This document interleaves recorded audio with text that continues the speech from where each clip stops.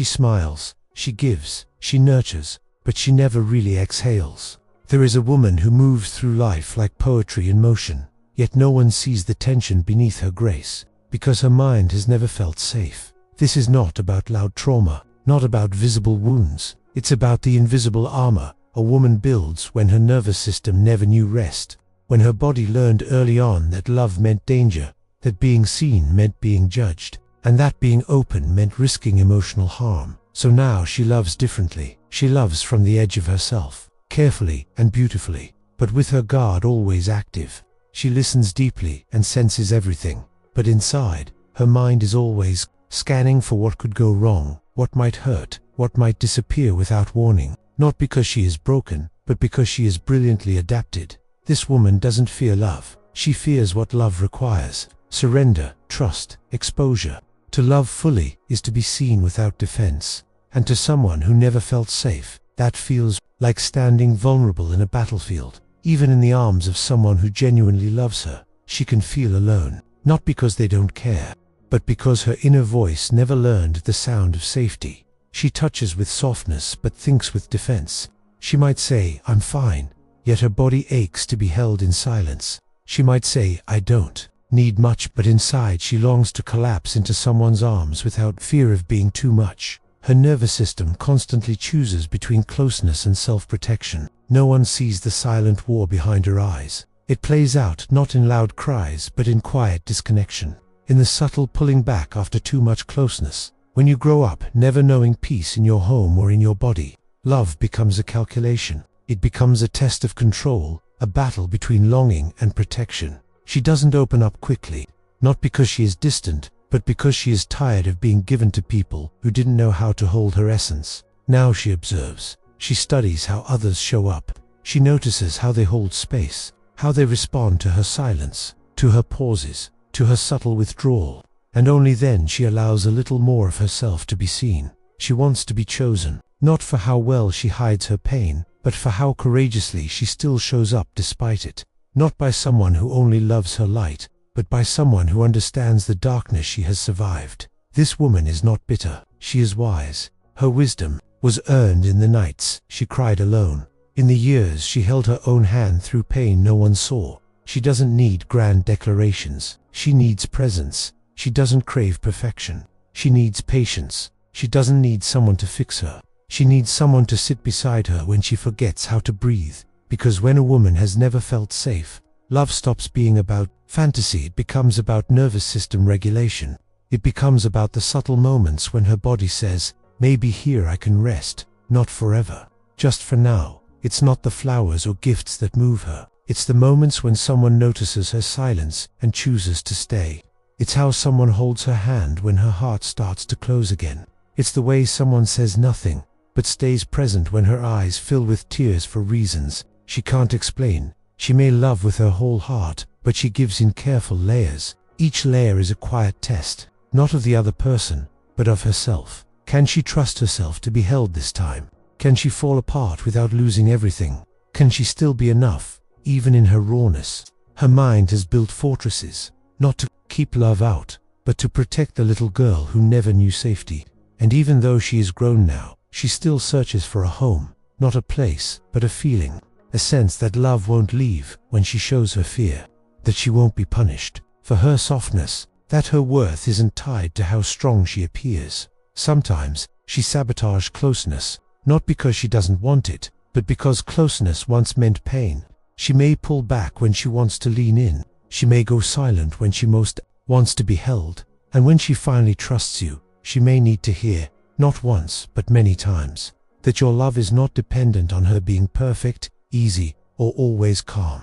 This woman is a storm and a sanctuary. She is wild in her depth and gentle in her strengths. She doesn't always know how to ask for what she needs, because she learned early to survive without asking. But she hopes you'll see it in her eyes. She hopes you'll recognize that when she chooses to stay, to try, to soften, it is the loudest form of love she knows. If you ever love a woman like this, do not rush her. Do not demand her openness. Invite it. Wait for it. Protect it when it comes. Because once she feels safe, truly safe, her love is unlike anything you've known.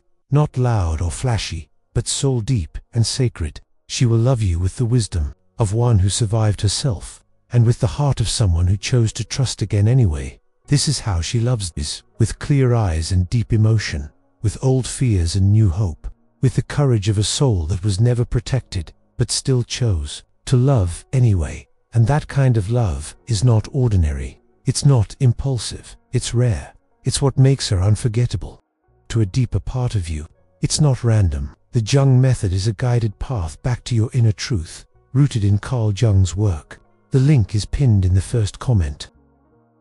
There is a moment in every woman's journey when she realizes that her triggers are not flaws, but doorways, that her fear of closeness is not weakness, but a signal from a nervous system that was once left alone in a storm and never learned that safety could stay. She begins to see that the distance she creates is not rejection, it is protection, and what she really wants is not space, it is assurance. When a woman who never felt safe begins to heal, her entire relationship with intimacy shifts. She no longer views love as something she must earn by being agreeable or silent. She begins to unlearn the belief that her emotions are too much, and slowly, gently, she begins to let herself be loved, not for her performance, but for her presence. This kind of transformation does not happen in a moment. It unfolds in layers, like petals opening after years of frost. At first, her mind still searches for signs of abandonment.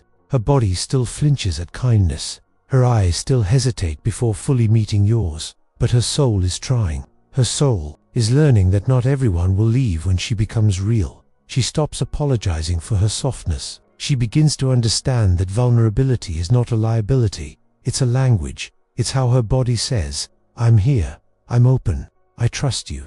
And when someone responds with gentleness instead of judgment, her nervous system begins to recalibrate. Slowly, the fear that once dictated her every relationship begins to dissolve. She may still freeze when emotions rise. She may still overanalyze a kind word, or withdraw when the moment feels too tender. But this time, she notices it. She breathes through it. She doesn't shame herself for it. Because now, she understands that healing is not linear, it's circular. The same wounds will revisit, but she meets them with new awareness, with new compassion for herself. There's a sacred beauty in the way she rebuilds her emotional landscape. She creates boundaries not to push people away, but to protect the peace she never had before. She takes time to respond, not because she's cold, but because she no longer reacts from panic. She moves with intention, with clarity, with a quiet kind of power that only comes from surviving herself. And perhaps most beautifully, she begins to receive. She allows others to show up for her. She lets herself be supported. She no longer feels the need to carry everything alone. The armor she once wore begins to soften, not because she no longer needs protection, but because she's finally safe enough to take it off. This woman begins to understand the difference between being loved for her surface and being seen in her depths. She no longer confuses attention with connection. She no longer mistakes control for security. What she wants now is presence, resonance, stillness. She longs for the kind of connection where words are few, but energy is clear, where she doesn't have to perform to be understood. Her body, once tense and hypervigilant, starts to settle. Her breath becomes deeper, her movements slower. Her laughter returns, not forced, but full. She remembers who she was before she learned to fear closeness, and yet, she also honors who she became in order to survive. She carries both within her, the woman she was and the one she is becoming.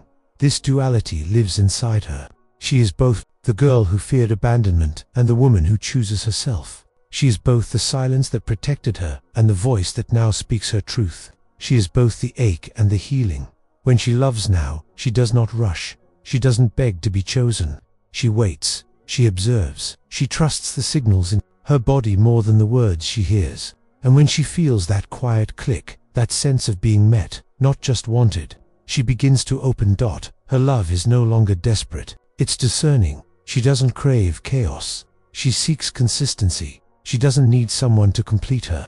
She desires someone who can sit with her in stillness, who understands that intimacy is not about always being happy. It's about being honest. To love this woman is to understand that safety is not created by promises, but by presence, by how you show up when she's not easy to love, by how you stay when her old fears try to convince her to run, by how you remind her that softness is not a risk, It's a return to herself, to her essence, to the version of love that doesn't hurt. She starts to rewrite her inner story, the one that said she was too much, too sensitive, too complicated. She replaces it with truth, that her depth is a gift, that her intuition is sacred, that her emotions are not burdens, but guides. And as she continues to heal, she begins to make choices from wholeness, not from wounding. She no longer dates to fix. She doesn't chase validation. She doesn't stay in spaces where her nervous system screams. Her standard now is peace. Her compass is her own body. Sometimes she still grieves,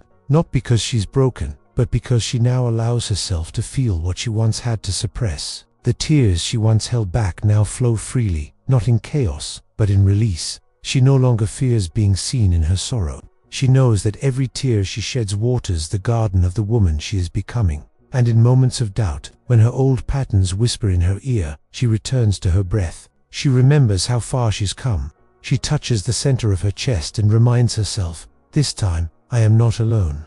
This is how she loves now, with choice, not compulsion, with awareness, not anxiety, with grace, not fear. And when she says I love you, she means it in the most sacred way.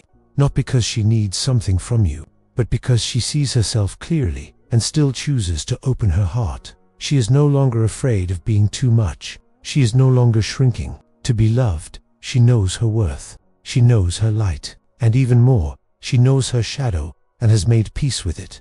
This kind of love is not loud. It doesn't chase. It doesn't demand. It invites. It holds. It stays. And if you are ever loved by a woman who's walked through fire just to feel safe again, know that you are being loved by someone who understands the cost of that love. She is not here to save you. She is not here to be saved. She is here to grow beside you, not in dependency, but in devotion. And that, more than anything, is what makes her unforgettable.